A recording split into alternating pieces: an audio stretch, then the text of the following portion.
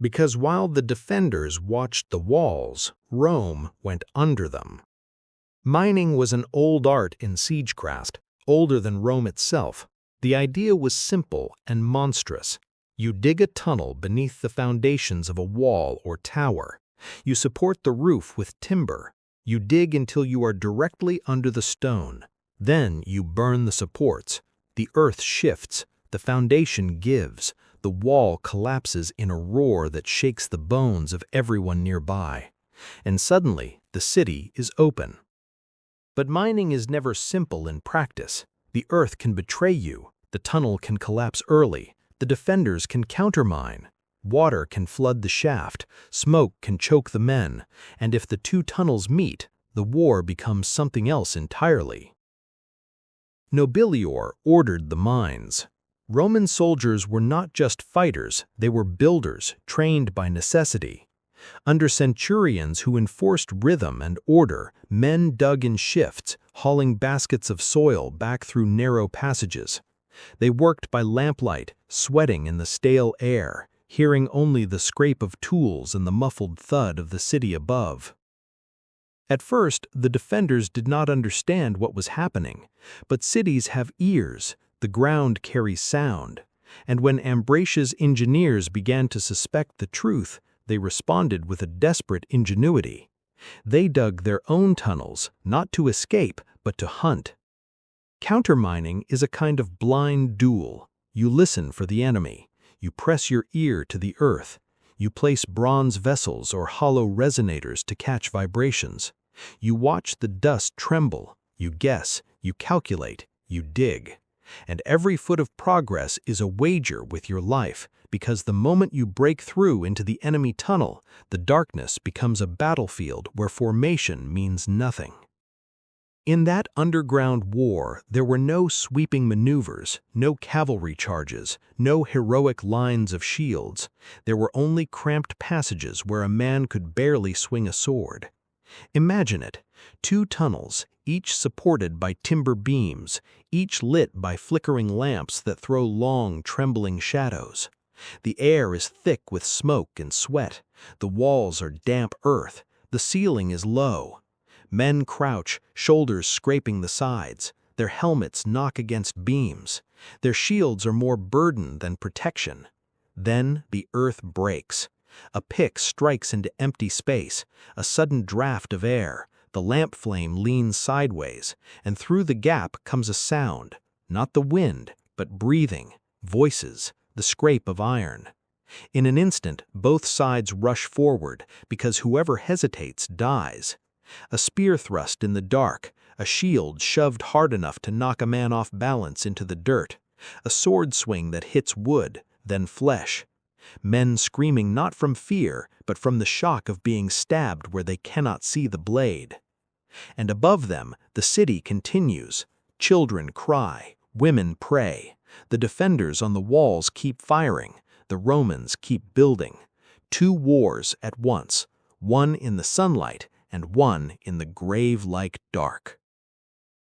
As the mining intensified, so did the desperation. Defenders tried to suffocate the Roman tunnels by pumping smoke into them, burning foul materials to drive the miners back.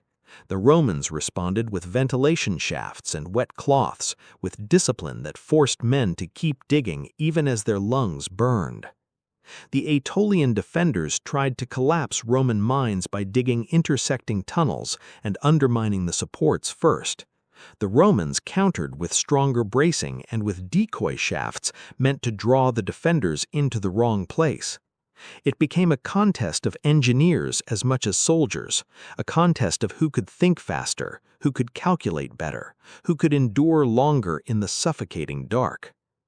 Above ground, Nobilior pressed the walls with machines. Battering rams hammered stone until the mortar loosened. Siege towers rolled forward, tall as buildings, packed with men behind protective hides. Archers and slingers on the towers fired down into the battlements, trying to clear the parapets so assault troops could reach the top. The defenders fought back with everything they had. They dropped stones the size of a man's torso. They hurled jars of burning pitch. They hooked the rams with chains and tried to drag them off course. They repaired breaches at night, hauling rubble and timber into place, while exhausted men stood guard with shaking hands. And still, the Romans kept coming. Then came the night raid. It was not a random act of violence. It was calculated. Nobilior understood that a fortified city can endure a battering for a long time if its defenders are confident and organized. So he aimed not only to break the wall, but to break the rhythm of defense. Night raids were among the most dangerous operations in ancient warfare. Darkness erases the advantages of discipline and formation. It turns every bush into an enemy and every sound into a threat. But Rome had something that many armies lacked, a command structure strong enough to function in chaos. The chosen men prepared in silence. They checked straps, tightened belts, wrapped cloth around metal that might clink. They carried short swords for close fighting, heavy shields for sudden clashes, and tools for climbing and cutting. Some had axes for doors and barricades. Their faces were set with the grim calm of men who had marched through storms and fought in places far from home. They moved when the city was tired. Because siege defense is exhausting, it is constant vigilance, constant running, constant fear. Men on the walls cannot sleep properly. Every night they expect an assault. Every day they repair damage. Their nerves fray, their attention slips. The Roman raiders approached the fortifications like a tide of shadows. Somewhere in the darkness, a sentry heard something and leaned forward. A stone shifted, a whisper of movement. He raised his voice, but it was swallowed by the night. Then the Romans were on them. A sudden rush, a clash of iron, a man thrown from the parapet without time to scream. A ladder slammed into place, hands gripping the rungs, boots climbing fast, shields raised against arrows fired blindly from above. On the wall, the fight became a series of brutal, intimate moments. A Roman soldier heaves himself over the parapet and meets a spear point. He twists, the spear scrapes his armor. He drives forward with his shield and knocks the defender back. Another Roman appears beside him, sword flashing in the torchlight, and the defender falls with a wet gasp. The defenders tried to rally. They shouted alarms. They ran along the battlements, but in the darkness they collided with each other, stumbled over bodies, tripped on loose stones. Commands were misunderstood. Friends were mistaken for enemies. A man swings at a silhouette and strikes his own comrade. The Romans exploited the confusion with ruthless precision. They did not spread out too far. They held together in small groups, each led by hardened officers who kept them moving, kept them killing, kept them alive. Below, the city awoke in terror. Doors slammed, people screamed, flames appeared as torches were snatched from walls and carried into the streets. The defenders on the walls fought to push the Romans back before more could climb up, because once a foothold is established, a wall becomes a battlefield like any other, and Rome was built for that kind of fight. The raid did not take the city that night, not yet, but it did something almost as valuable. It proved that the walls were not invincible. It forced the defenders to keep more men on watch, to spread their strength thinner, to exhaust themselves further. It filled the city with a creeping dread, the knowledge that the enemy could appear in the darkness at any moment, that sleep was a luxury they could no longer afford. And while Ambracia's defenders staggered through the next days with hollow eyes, the Romans returned to their true weapon, the mines. Underground, the struggle reached a peak. The Romans had dug a major tunnel toward a key section of wall. The defenders, listening, digging, praying, finally found it. They broke through. The two sides met in a space barely wide enough for 3 men abreast. The first clash was like two animals colliding in a burrow. Spears jabbed, shields slammed, men cursed in Latin and Greek, the words raw and close. In such a place, courage becomes something different. It is not the courage to stand in a line with your comrades and face an enemy you can see. It is the courage to press forward into a tunnel where you might be crushed by collapsing earth, where the air might fail, where the next step might put your face inches from a blade. A Roman legionary, sweating under his helmet, pushes forward with his scutum, the great shield scraping the tunnel walls. He cannot swing wide, so he uses the shield like a battering ram, driving it into the defender's chest, pinning him against the earth. Behind him, another Roman reaches around with a short sword, stabbing low into the thigh where armor is thin. The Greek cries out, drops his spear, and the tunnel floor becomes slick. The defenders respond with desperation. They thrust with spears from behind their own shields, trying to keep the Romans from advancing. They swing axes meant for timber supports, chopping at the Roman bracing, trying to bring the ceiling down on everyone. And then someone strikes a beam. The tunnel shudders. Dust pours down like rain. Lamps flicker. Men freeze for a heartbeat because they all understand the same truth. In the earth, gravity is the final king.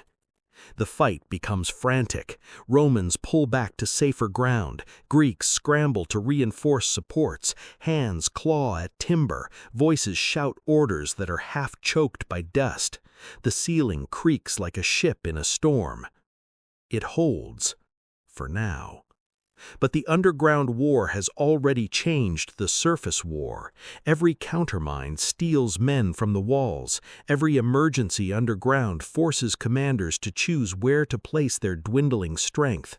The defenders are stretched between two fronts they cannot fully control. Nobilior tightened the noose. Siege engines continued their pounding. Roman artillery, torsion-powered machines that hurled stones with terrifying force, battered towers and parapets. Even when a stone did not kill, it shattered masonry, sent splinters of rock into faces, and shook defenders' confidence. The sound alone was a weapon, the deep thump of release, the whistling flight, the crash that made men flinch even when it missed. And then, at last, the Romans prepared to bring down the wall. The miners reached the critical point. The tunnel had gone far enough under the foundation. The supports were set. The combustibles were placed. Orders were quietly, because even now secrecy mattered. The fire was lit. Smoke crawled through the tunnel, thick and bitter. Men withdrew, coughing, eyes streaming. The timbers began to char, then crack. The sound was small at first, like twigs breaking. Then louder, a groan that rose through the earth. Above, the defenders felt it before they saw it, a trembling in the stones, a vibration through their sandals, dust spilling from mortar lines. Then the ground gave way. The wall section sagged, paused for a heartbeat, as if the city itself was holding its breath, and collapsed in a roar that drowned out every human voice. Stone blocks smashed into the ditch, a cloud of dust billowed upward, turning the dawn into a choking haze. A breach. The moment every siege is built toward. Roman horns sounded. The legions surged forward with a disciplined fury, shields locked, swords ready. They ran into the dust, into the rubble, into the chaos of falling stones and desperate defenders scrambling to form a line. This was where Roman infantry excelled, not in graceful duels, but in brutal, organized violence. A legionary steps over broken masonry, shield raised against a spear thrust. He catches it on the rim, shoves it aside, and drives his gladius forward into the defender's belly. Another Roman hooks a shield with his own, yanks it down, and his comrade strikes over the top. The Greek defenders fight with courage, but the breach is a nightmare. Uneven ground, limited space, bodies piling up. Ambracia's men tried to plug the gap with whatever they could. They dragged carts, timber beams, stones. They formed a shield wall behind the rubble. They fought in the dust, eyes burning, throats raw, trying to hold back the machine that was Rome. And in the midst of it all, individual acts of heroism flashed like sparks. A Greek defender, perhaps a citizen soldier who had never left his city before this war, stands on a block of fallen stone and hurls javelins down into the Roman press until his arm is too tired to lift. When the Romans climb over the rubble toward him, he draws his sword and fights until he is dragged down. A Roman centurion, helmet crest dark with dust, pushes to the front, shouting orders, striking with the flat of his blade to keep his men tight. A spear takes him in the shoulder. He staggers, then plants his feet and keeps yelling, because if the line breaks in that breach, men will die in heaps. The defenders did not simply collapse. They fought, street by street, using the narrow lanes to limit Roman numbers, throwing tiles from rooftops, stabbing from doorways, retreating to inner positions. The city became a maze of close combat where every corner could hide a spear point. But the siege had already done its work. Hunger, fatigue, fear, the night raid that robbed them of sleep, the tunnel war that forced them to fight beneath their own feet, the collapse of the wall that shattered the illusion of safety. The defenders began to realize that even if they fought bravely, they could not win forever. And so, amid the blood and dust, negotiations began. Ancient sieges often ended not with total annihilation, but with terms, because even conquerors understood the value of a city that could still function, still pay, still serve as a warning to others. Yet terms were never simply mercy. They were power made visible. Ambracia's leaders sought to save what they could, their people, their temples, their homes. The Romans, having proven they could take the city by force, held the advantage. The very fact that negotiations were happening meant the defenders knew what would come next if they refused: sack, slaughter, enslavement. The result was not a triumphant Greek victory, not a heroic last stand sung by bards. It was the grim reality of the age. Rome imposed its will, and Ambracia's fate became part of the broader transformation of the Greek world. Because that is what this siege truly represents. The Siege of Ambracia was not famous for a single battlefield genius like Cannae or Zama. It was famous because it showed the direction of history. Rome was becoming the kind of power that could take fortified cities far from Italy, not by luck, not by one brilliant charge, but a system of discipline, engineering, logistics, and relentless aggression that could adapt to Greek walls, Greek tactics, Greek ingenuity, and still win. And it also showed something else, something darker. War was changing. The heroic ideal of two armies meeting in open battle was giving way to sieges, raids, mines, starvation, terror. The battlefield was no longer just where men stood in formation under the sun. It was under the earth. It was in the night. It was in the homes of civilians who had built their lives behind stone walls and discovered that stone could be made to fall. Consider the men in those tunnels. No one carved statues of them.